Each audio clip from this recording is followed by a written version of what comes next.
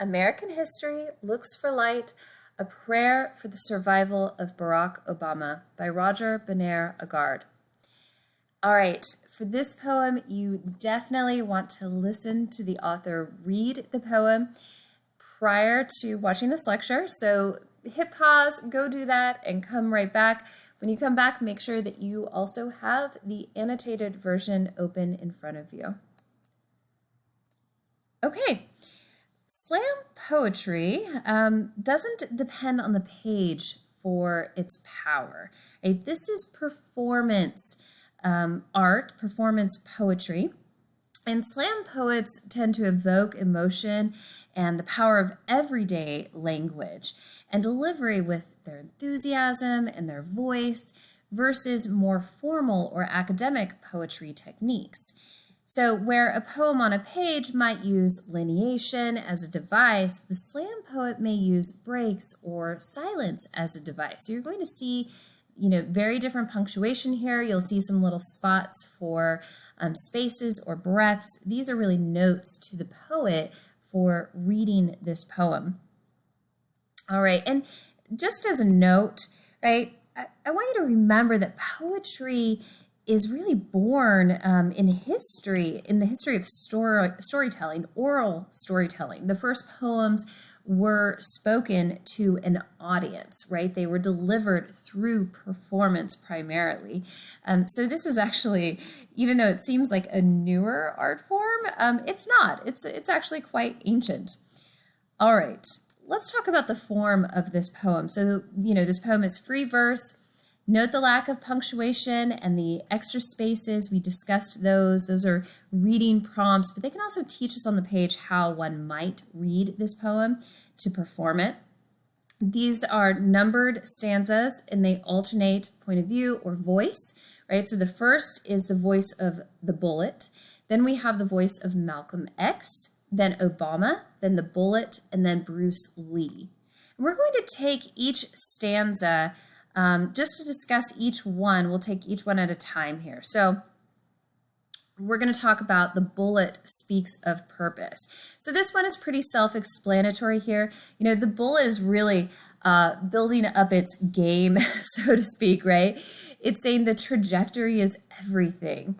The distance between a kiss off a rib cage or the blessed blood of a ripe organ, right? That would be the heart. So it's all about the trajectory. And then it discusses the brain. The brain protests the most, right? And so the brain, all these neurons are firing and we see these snapshots. Well, that would be the, life passing before your eyes, those memories, right? And these tendrils reaching out, trying to block out the light. Well, think about the connotations of that, the light. We know when someone dies, there's that common saying, don't go into the light, right? So that's kind of interesting. And then we also have the light here, these metal tendrils, right? This is the bullet trying to block out Obama's light, inner light, okay? Then we have the next stanza coming from Malcolm. So this is in reference to Malcolm X. So when most people think of the civil rights movement, they immediately think of Martin Luther King Jr., and of course, rightly so. But the movement also achieved some of its greatest results, like the 1964 Civil Rights Act and the 1965 Voting Rights Act, due in part to the competing and sometimes radical ideas of diverse individuals such as Malcolm X, okay? Malcolm X argued for racial pride, Black self-defense, and Black economic autonomy. So here, Malcolm X is telling Obama, yeah, they're going to come for you, right? Dozens at a time, miniature fighter planes, these are the bullets, right? Built for such an idealism as yours, right? So he's cautioning Obama, they are going to kill you. They're going to assassinate you. And by the way, Malcolm X was assassinated, right? So he would be an appropriate voice in this poem cautioning Obama against, assassination. Okay, then the bullets are compared to fish, fanning their steel gills like razors. And then we have this reference again to light. You know, this bullet again is trying to snuff out the light. Okay.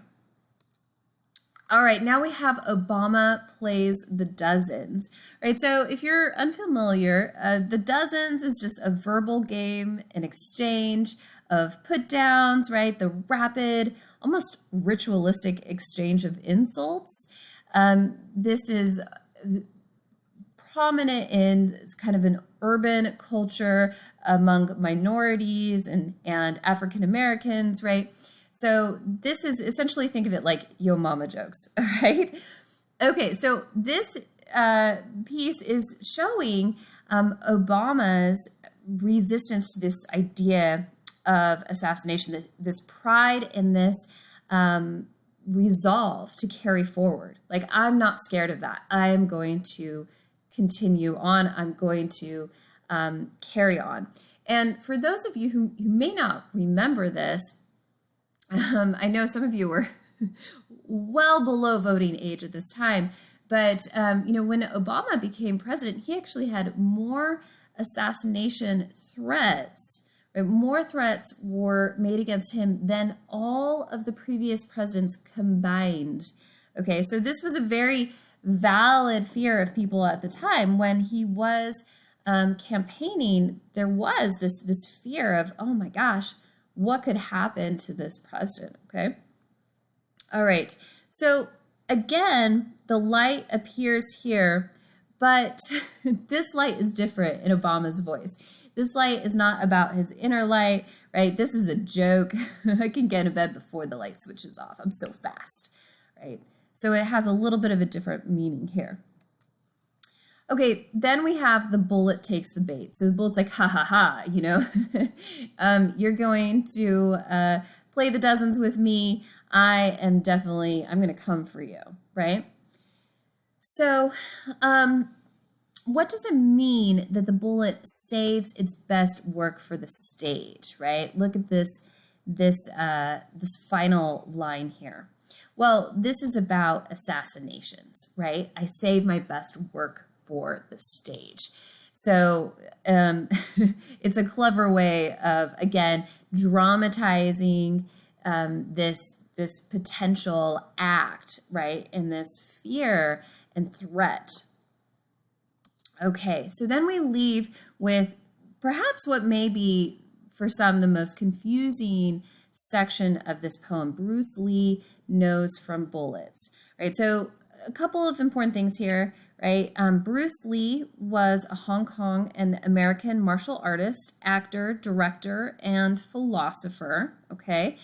And, with his striking moves and his unrepentant love for his heritage and timeless wisdom, really, Bruce Lee has long been a source of pride for Asian Americans who've looked to him as an emblem of power when they felt rather voiceless in a country that has not always accepted them.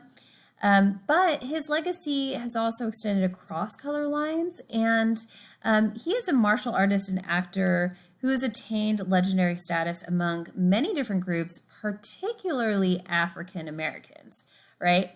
The other things to know is that there are these legends of Bruce Lee catching a bullet with his teeth. Okay, so that would be important to know here.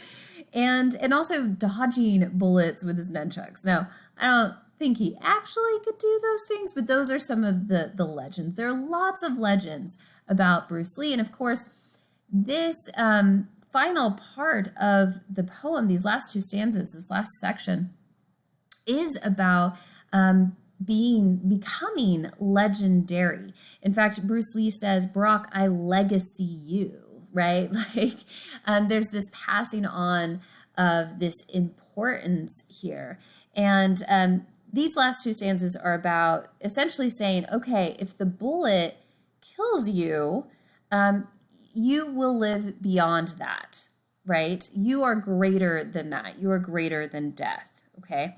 And we see that in multiple parts. For instance, Lee here the voice of Lee is saying that steel, that would be bullets or assassination, is not as strong as bone. And then he also says it's not as strong as home, and it's not as strong as stone. So let's think about the connotations here in relation to this poem. So not as strong as bone. So as your heritage, right? As your blood right, essentially. So steel is not as strong as the heritage, is what you have inherited. And it's not as strong as home, and it's not as strong as stone. And so think about that word stone, right? Well, what's being referenced here is a tombstone. So saying these bullets cannot outlast, right, your death. Like when you are gone, your tombstone will be greater than this potential act, like this act of assassination, okay? So it's pretty profound final line there. He's saying you will live beyond this. The bullet can try to kill you. It cannot really kill you, even if your body dies, okay? We also see here a reference to Chuck Norris, okay? Chuck Norris is another martial artist. Unlike the other two that you see here, Jim Kelly and Bruce Lee, Chuck Norris is still alive. And Chuck Norris is, I think it's important to note for this particular poem that he's a Republican and an outspoken far-right conservative who supports the NRA, okay? So we have these three different martial artists here, and he's the outlier, essentially. So we have this fuck Chuck Norris, okay? And then we see another reference to Jim Kelly, and that Jim Kelly was an American athlete, a martial artist, a good friend of Bruce Lee's. He played opposite Bruce Lee in a movie called Enter the Dragon, and he was a black martial artist. Okay, so we are seeing this use of martial art, right? So we've got hands and feet, like the body, fighting these bullets. And Lee is saying to Obama, no matter what, right, you will have a legacy. And if you die, you will live beyond this violent act, okay? You are historically protected. So that's pretty cool. All right, so I'm interested to hear on the discussion boards what else you are picking out of this poem, what other questions you might have about this poem, and these different voices alternating, how you liked that. They're sort of speaking to each other, which is, I think, pretty cool. It's a little different from the other poems we've been reading. All right, see you on those discussion boards.